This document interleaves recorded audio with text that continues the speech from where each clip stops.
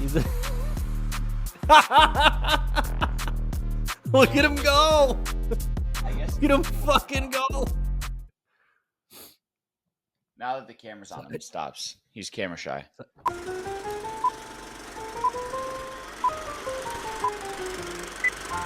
Ladies and gentlemen, prepare for a cinematic odyssey through the 100 greatest films spanning from the roaring 1920s to the cutting-edge masterpieces of 2024. Carefully curated from the lovely people on Letterboxd. Two intrepid souls embark on a journey through a treasure trove of timeless classics and groundbreaking contemporary works, where each frame embodies the enduring magic of the silver screen. Grab your popcorn and join us on this epic expedition through a century of cinematic excellence, where every film promises to enchant, inspire, and leave an indelible mark on the soul. And now, for your listening pleasure, here are the LetterBros.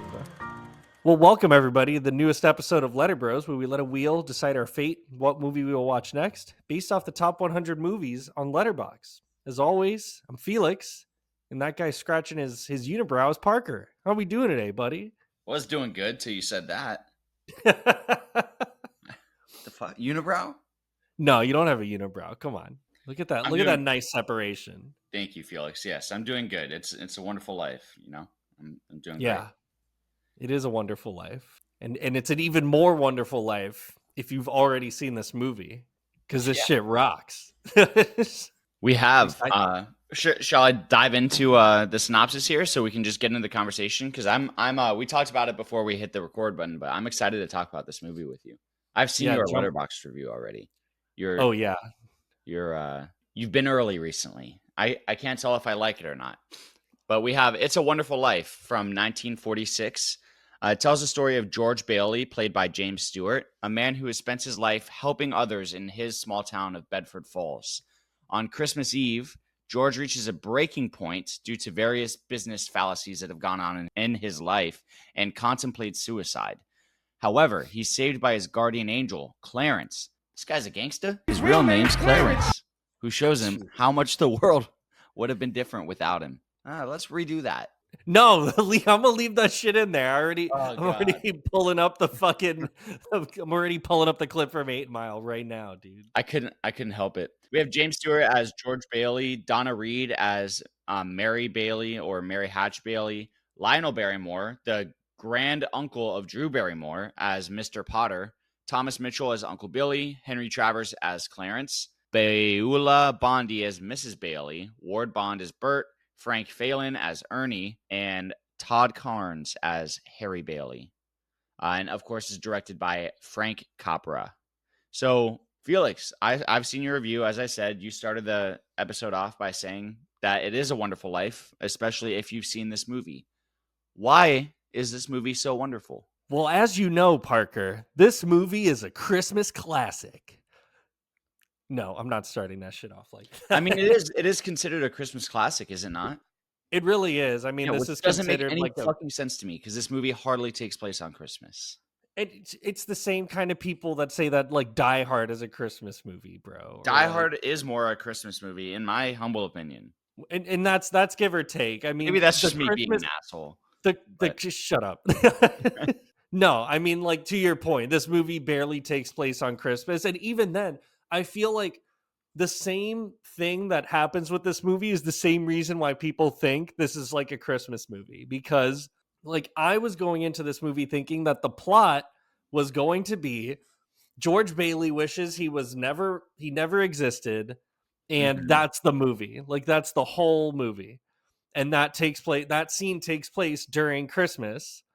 And I feel like that's a lot of people's opinions of this movie, but that doesn't happen until the last like 25 minutes of the movie. Beginning of the movie, we're spent literally what Clarence is doing is just watching George Bailey grow up and live his life, which honestly was the better part of the movie for me. Like, once we got into like the actual like famous like little subplot of him wishing he was never born, like that's where the movie was like picking up and just like kept rolling and rolling and rolling. And I was like, whoa, what the fuck? What's going on?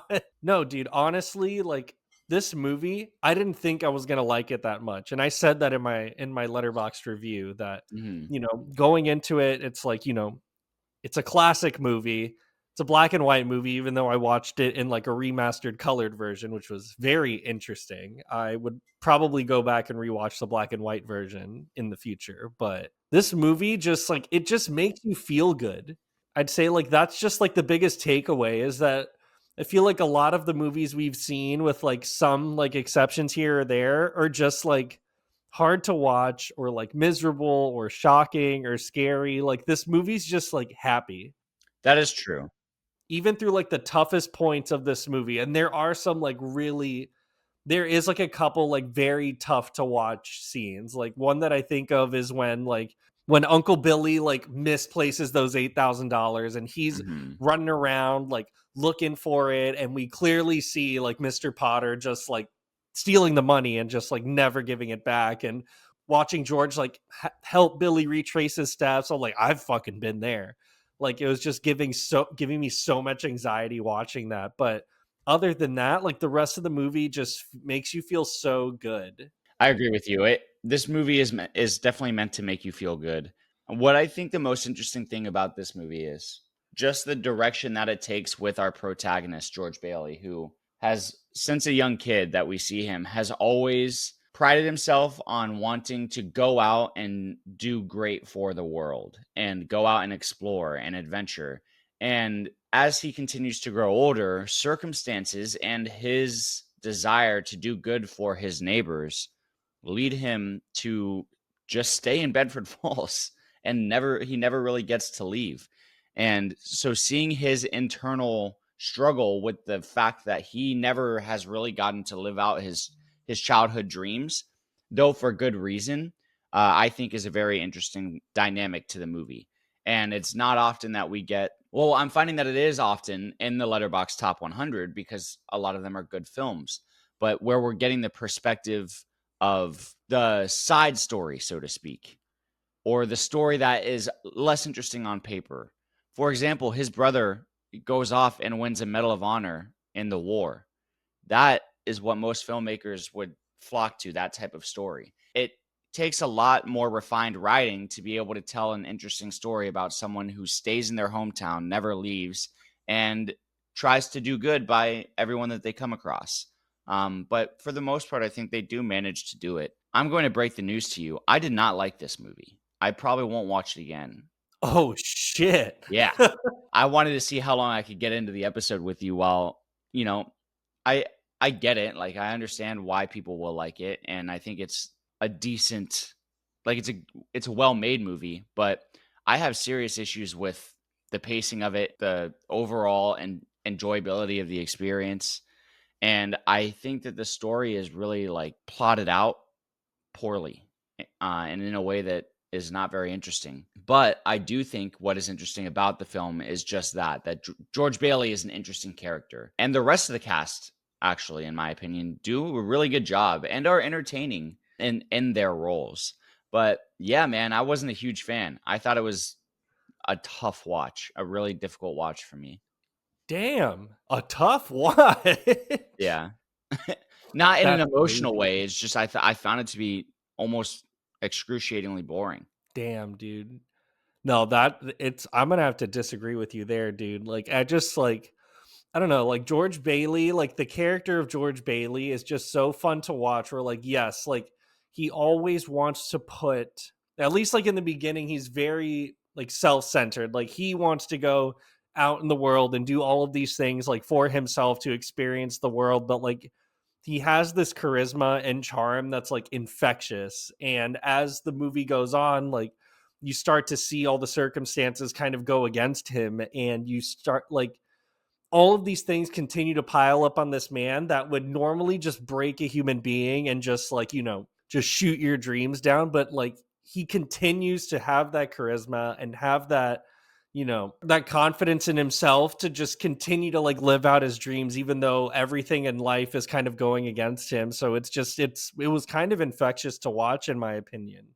Even like just going to his breaking point, like when they lose that $8,000, where you feel so bad for him when he's like getting upset with his family. Like we've all been there. Like we've had a terrible day and your family is there trying to support you and you're just being a curmudgeon and you're just being upset, and it's just awful to watch, like in like the best way possible, to where, you know, when we get to the end, when he's literally pleading like, I want my life back, I want my life back, and you're thinking, how the fuck is this dude gonna get this $8,000 back to save his business? And the whole town comes together after everything he's done for them. Like, I found myself like just like in all I honesty thought it just was bursting. stupid.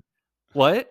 I thought it was kind of dumb. Like, oh yeah, the whole No, town dude, rushes I was in. fucking I Oh, was they a all give him money, baby all for watching his that friend scene, Sam dude. to back him up to $25,000. So everyone else that's in the house might as well not brought any fucking money because Sam's got it covered by $7,000 more than he Well, we even did in didn't the know first that place. yet. He was in Europe. Like, the I Mr. Potter understand even that, asked him. but He was like, "Well, why don't you go and ask Sam?" Well, and he's in Europe. I'm not gonna it's bother him. also He's out living his dreams. And right, doing everything. So I found the movie to be frustrating to a certain degree because whenever you're on an airplane, yes, and they say, "Oh, in the rare event that the cabin depressurizes, these oxygen masks will fall from the ceiling. Please ensure that you help yourself before you help others." And I think that that is a good rule for life because it is impossible for and not to imprint my own personal philosophy onto why I would dislike a movie. Like that's not what I'm saying here. All I'm saying is that by nature, it makes me frustrated when I see characters that are so hell bent on looking out for other people that they don't do anything for themselves. So, therefore, they aren't able to continue going on and helping those people. If you're not able to sustain yourself, then the people that you're giving yourself to, like, they're not going to have you for long because you're going to get burnt out. You're not but I taking care of feel like that's yourself. the moral of the whole movie. Yeah, I guess maybe you're right. I Because, like, found I it to feel be like, somewhat again, frustrating, like, in if terms of the he wasn't characterizations doing being that, told. like, and he would have just fucking ate that $8,000, like, he would have gone to jail, he would have lost his family, like, but that's, I feel like that's the point, is that, like, you know, as much as like him giving himself to the town and like doing everything for these people, like, as much as it sucks for him in the moment, as much it's like literally sucking the life out of him, there is a payoff in the end, that these Yeah, that's people are fair. willing to do literally anything for this man, like even giving like 15, $20 or whatever to go and help this man out. Like, it's beautiful, and you don't get a lot of that. You don't get a lot of movies like that anymore, I feel like. And I feel like that's why people keep returning to this movie, not necessarily like during Christmas, but I feel like at any time. It's number 50 for a reason. Like, it's people just want to have a good time, and I feel like this movie is a fucking good time. I totally get what you're saying, and I'm not saying that anything should be changed because you're right. Like, obviously, the movie is world renowned, and a lot of people really love this movie. And you're right. Like, there totally is a payoff, and we get to see deep into the movie what Bedford Falls would have been like without George Bailey. Like, this man has had a massive impact on the town, and we see that through these flashbacks, like how he loses his hearing in the beginning of the film is by saving his brother who would have drowned if George wasn't there to save him. And he's done various other good acts and for people of the town. For example, saving the pharmacist owner from poisoning some kid by accident. Like all of these things that he's done that have had such a major impact on the town. So it is nice to see it pay off in the end with everyone rushing into their house and everything that's built up to that moment. But Yeah, like, you see all of these it, people that he's helped out, like when fucking Mr. Gower came into his house and started giving his money, like that's when I was like, fuck, dude, like this movie is hitting me in all the right places. Like, it's I like just I it was just such a nice moment, and it's one of the best endings to a movie that we've seen so far, at least in my opinion. I know you probably won't agree, I but don't agree. I Not thought it even was just close. such a perfect payoff to the end of this movie, where like you could have easily ended the movie with like saying like, "Oh, it's Mr. Potter that's got the money," and then like you take him out in the back and shoot him or some shit like that. Like, I don't know, like something Yeah. crazy like that, where there is a payoff, but that also just lends itself to like life doesn't always work like that. But you could have this moment that where everybody's coming together and giving him money to save his business, that overshadows that like that guilt or that just like hate that you would have towards Mr. Potter for stealing that money. Like, in the end, he didn't win. And that's what you get to sit with at the end of the movie, which But I is really just I don't care. Like I'm sorry, I just didn't feel myself really caring much about any of the characters, like, That's fucking super wild, deeply. dude. Well, take Clarence, for example. Clarence comes down to Earth after an hour and a half or so of us learning all the backstory of George Bailey, which is fine. That's fine. He comes down. All the guy does is say, "Oh, snap my fingers. Here's the world without you. Look at it." There's Clarence might as well have not been there. George Bailey might as well have wished upon a shooting star and had a direct conversation with God and said, "Oh, this is what the world would have been like without me." And then the same things happen, and we don't even need Clarence the character. I understand he's trying to earn his wings, and it's sweet that he ends up getting them because of George, and George has helped an angel out. It's just so unnecessary, in my opinion, because Clarence doesn't do any actual convincing on his own part. And then you have George Bailey's That is wife. kind of true. He is kind of just like there. He's out here 100%. biting cops and shit. And it's literally after like an hour and a half of exposition, we get to where the movie opened with the conversation between God and Peter, right? Or is it Peter or Joshua? Who's the other star? I think it's Peter. But it's after so long you finally get Clarence, and then his character does very little. And then with Mary Bailey, I mean, Mary's just simply been in love with George Bailey since they were little kids. There's absolutely no progression there. There's absolutely no development. It is just simply a female character that has been hopelessly in love with our male lead for the entire duration of her life, no matter what. Like, how is that interesting? I'm sorry, it's not, in my opinion. It's not interesting because there's no tension between them. He shows up to her house and then just pretends that he wants to say it was an accident, and it's not romantic. There's no chemistry, in my opinion. There's no sparks, and it felt awkward, and none of this movie really flowed for me. There were definitely moments I enjoyed. Like, I don't hate this film. I do not hate this film. But it's definitely one of my least favorite that we've watched. And those are just some of the reasons. God damn. I'm glad we're having this. It's No, like we say it every like I'm we ready say it to, every time we do disagree, but we don't disagree often, and we disagree. I'm ready to book a fucking flight right now, dude. You're what? Getting ready to ready to book a flight over there and have you continue to record and then see me on the other side of the camera just come up and just smack you.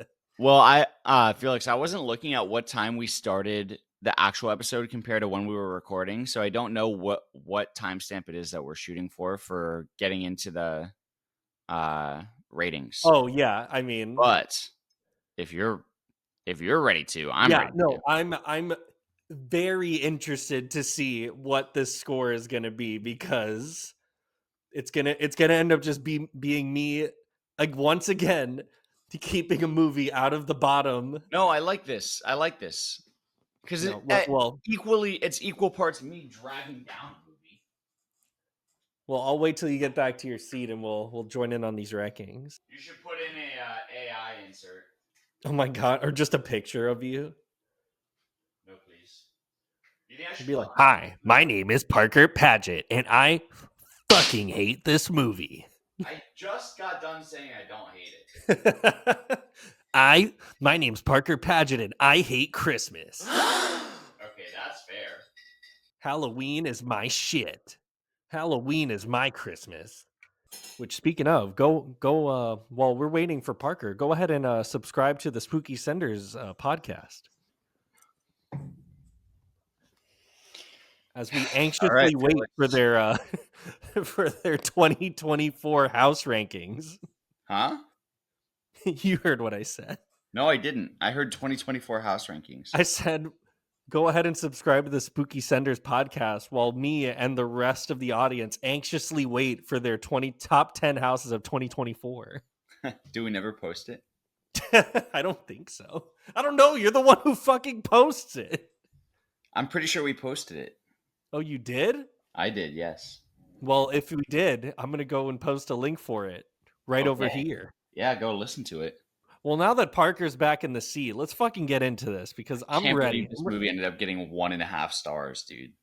It's crazy. 1.5 stars. Well, hold on. While I always like go for the rankings, I always just love digging in my notes. The ones that I have in big. Well, first of all, there's a scene in this movie that apparently I've seen over 20 times and have never known where it's fucking from. Speaking of people who love this movie, fucking Jim Carrey and Bruce Almighty loves this movie. Because it's in there. It's literally like the scene of like, oh, you want the moon? And that's when Jim Carrey proceeds to lasso the moon and make it bigger. What do you want? You want the moon?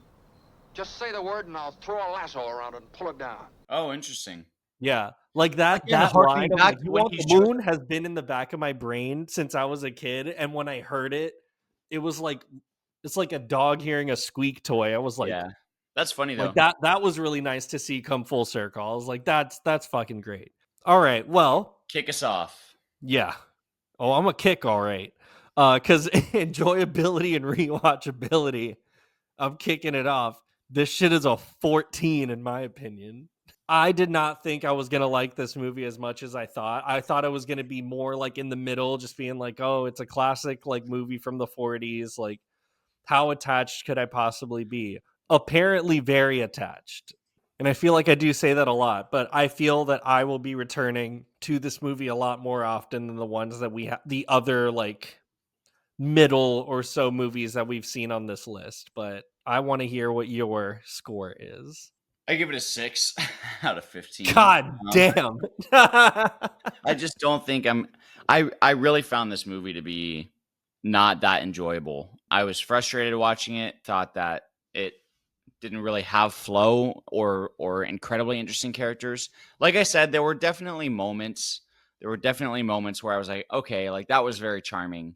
But I don't think that I know that this is not going to go on a list of Christmas staples for me.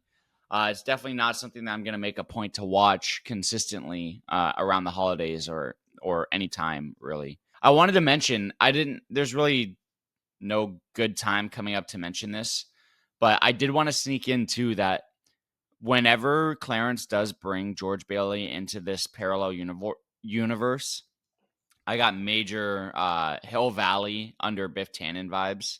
I wonder if Back to the Future took some of what It's a Wonderful Life did and turned it into Biff's version of Hill Valley. Have you seen Back to the Future 2? I haven't seen it in a very long time. Okay, well, it very much felt like the casino and strip club ridden Hill Valley that, is different than normal Hill Valley whenever the big bad gets the sports almanac and makes all these millions. And oh, yeah.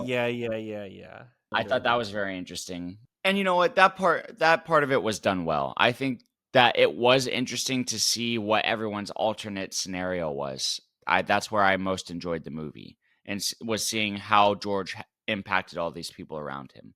But by that point, I thought the film was too far gone. We were already approaching the 2-hour mark, and I was finally saying to myself, I'm enjoying this consistently. So I'm going to leave it at a 6. The story, I think it's a like wholesome story that's not overly incredible in my opinion. It's kind of flat in terms of who many of these additional characters are. I'm not going to drop it below halfway because I do think that it's got a certain factor to it, a certain timelessness to the story being told. I give it an 8 out of 15. Well, I gave the story a 12 out of 15. Where, towards the end of it, I think and this could obviously be more towards pacing, but I feel that the famous story beat of this movie was probably where it lost me a little bit. Because I was just enjoying watching George Bailey continue to just dream and fall again, and continue to see how the heck is he going to turn this into a positive situation. Like, this could have been just a movie about that, and I probably would have liked the story even more, but that story beat kind of takes me out of it a little bit. The movie feels very real to me for the majority of it, and then once you introduce the angel and all of that and the alternate universe, that's where I'm like, okay.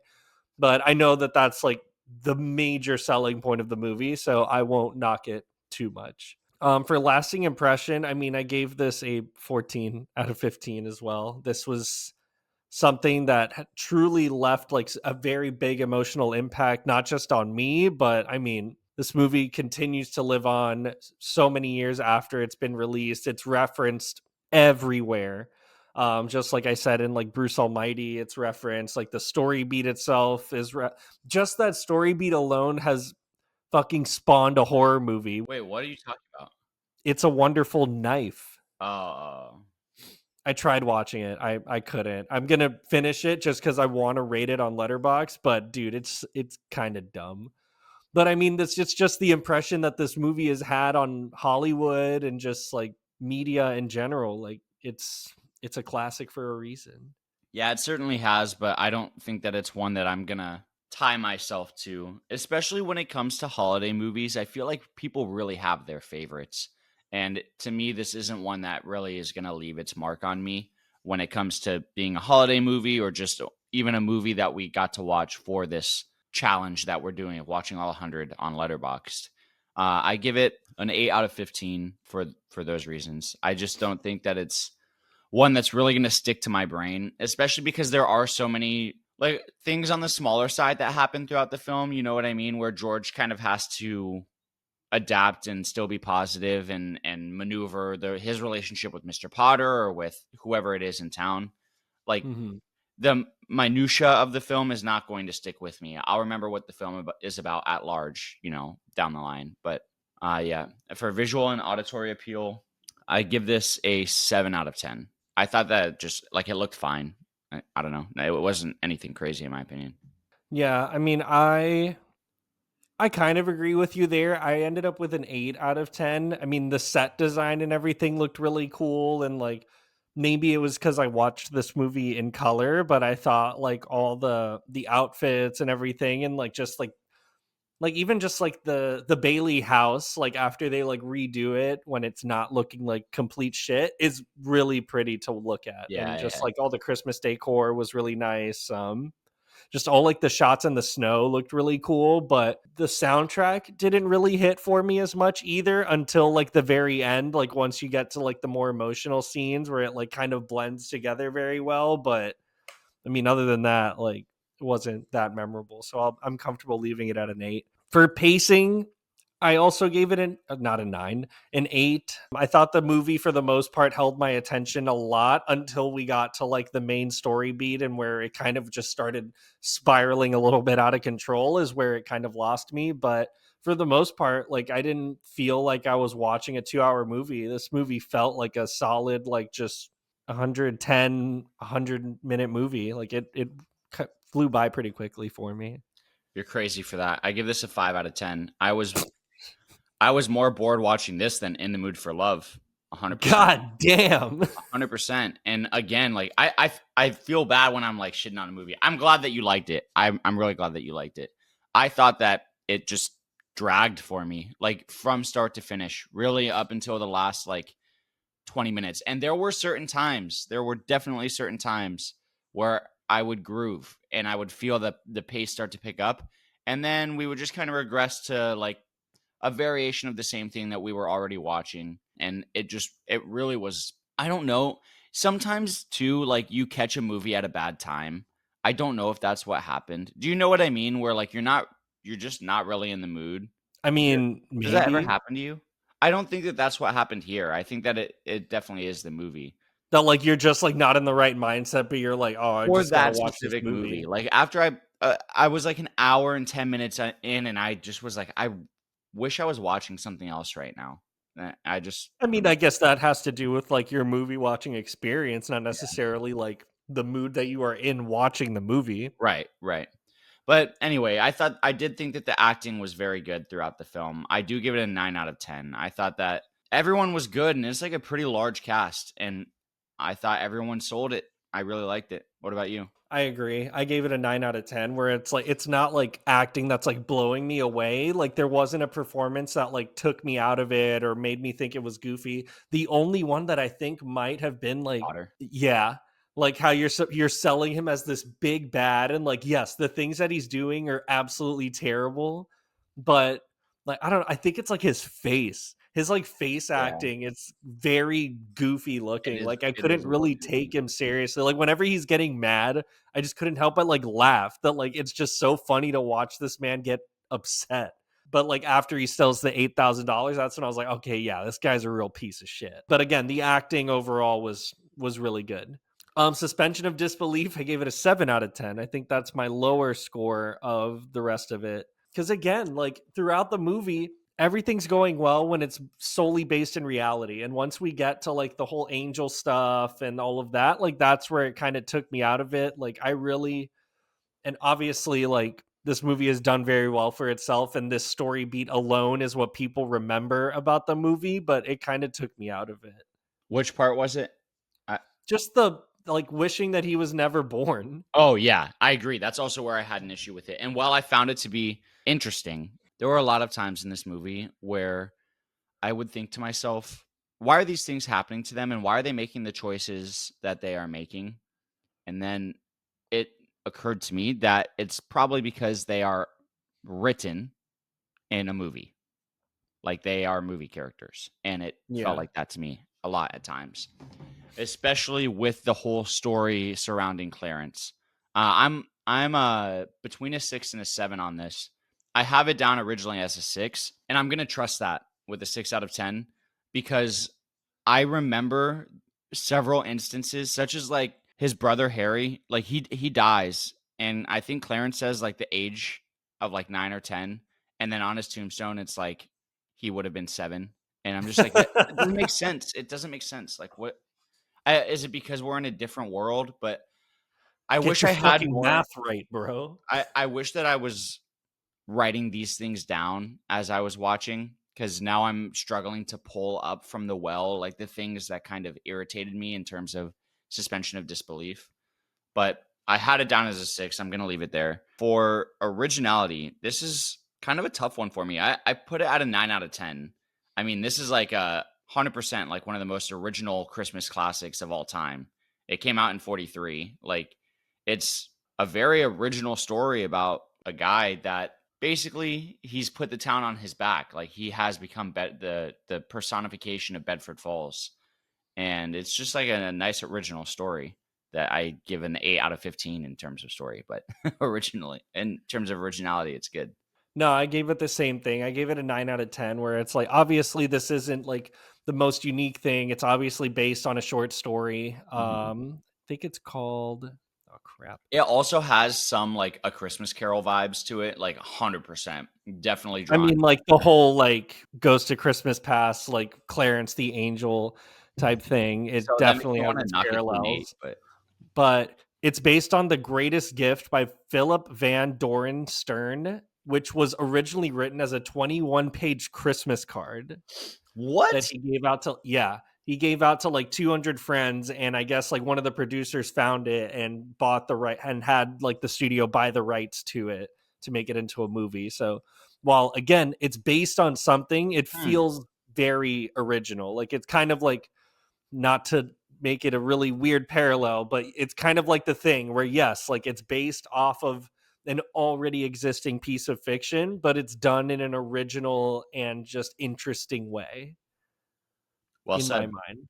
Well said. And then in terms of attachment, I mean, this is where I needed to kind of push it to be like, because this was not a 4-star movie for me. Like this was definitely up in 4.5. So I gave it that 4 to push it to 85 and get it up to a 4.5-star movie. Nice. I give it a 2 out of 5. Hell yeah. Bringing it to 60. So we are pushed off now. We have it at a 72.5, which puts it, oh my God. What the Whoa. fuck? What is going on? All right. It puts it right above Sherlock Jr. Okay. At the my score did not help this movie at all. Sorry, man. I'm sorry. It's okay. That's what this podcast is for. It's a Wonderful Life, 1946. Damn, that's rough, dude. A fucking 72.5. What does that put it at? It's I'll put it at number 22. Yeah. it's a 3.5-star movie. Oh, for us, yes. Yes, for the show as a whole, it is a 3.5-star movie. Mm-hmm. That's Which makes crazy, sense. dude. I guess, well, mine was 3 stars. You had it at 4.5 stars. Yeah. So it's on the higher side of 3.5 stars still, isn't it? Oh, well, I gotta pull up the fucking I love list how again, I don't know these things. You're the one who fucking made. Yeah, like the highest Yeah, it is. score to still be a 3.5 is 74. So Right. yeah, on the higher side of 3.5. So I'm like, I'll feel comfortable with that. You see, guys, my optimism doesn't always push the fucking numbers up. So it's Parker's negativity.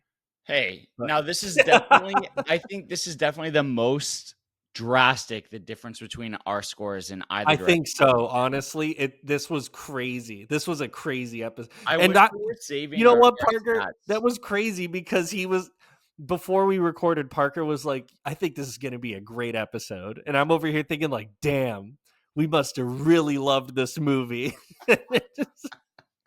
And now it's like my fucking dreams are shattered. Or like, oh shit, I thought we were gonna like revel and be like, "Yo, you cried, man. I cried too." And no, it's just like, fuck your movie, bro. Nope. I Fuck knew it. Christmas. Oh Speaking of boy. fuck Christmas, let's spin this wheel. Feels like Christmas. It does. It always feels like Christmas when we get to spin the wheel. I'm just looking at everything we have on there. Rear Any window. predictions? Rear window. It's crazy Spider-Man. that The Shawshank Redemption is number 10 when we pulled this film. Was it really? It was when we pulled it. Stalker. See, Old Boy. The All God. right. Let's put it up there. Ooh, so many good movies to get to. I really want Apocalypse Now. Okay, I'm good with that. Which one are you thinking? We're gonna pull Spider-Man. That'd be fucking wild if we did. Just for that, I'm gonna wait till I see Spider-Man, and then I'm gonna I'm gonna spin it. Just spin No, it. dude, are you ready? I'm ready. Let's fucking do it. Let's do it. All right, buddy. What the fuck is gonna? What are we doing? What are we? Oh shit! We got Barry Lyndon. Nice. Okay. I've heard good things. I've only heard good things about this movie. So, for those listening, we pulled Barry Lyndon from 1975. When we pulled the list, it was at number 58. This is Kubrick, right? This is Kubrick. Now I can finally watch it. I feel like everything I see about this movie, it's like everyone's top 4 on Letterboxd. It's like Barry Lyndon, Barry Lyndon, Barry Lyndon. Shit, long as fuck. Is it 185 minutes? God damn it. Damn it, Stanley. I'm supposed to go see Oppenheimer today too. Now that'd be a double feature, bro. Oppenheimer and Barry Lyndon. That'd be you wouldn't sleep. I know. You'd just be you have your fucking eyes glued to the screen. But Barry Lyndon, we have it at 13,000 fans on Letterboxd with an average rating of 4.4 stars. But if you want, get into it, dude. Send us into this movie. Sure, we have Stanley Kubrick's Barry Lyndon. At long last, Redmond Barry became a gentleman, and that was his tragedy. We have as the log line on Letterboxd. The description reads, an Irish rogue uses his cunning and wit to work his way up the social classes of 18th century England, transforming himself from the humble Redmond Barry into the noble Barry Lyndon. Interesting. Sounds good. Sounds like I've some of good course shit. heard of this movie. I'm excited to finally watch it. It is long. That's okay. We've had some very good long movies on here. And yeah, we're getting a serious period piece here, which that'll be interesting. Because this is going back, like, we've watched some old movies on this list, but I don't think we've watched a movie that has taken place this far back in time, have we? Not like that period of like Europe, no. Right. Well, We've yeah, done specifically like Europe, I feudal suppose. Japan. We've done like Dark Ages Japan. Yeah. Well, that was still in the 20th century, though. That?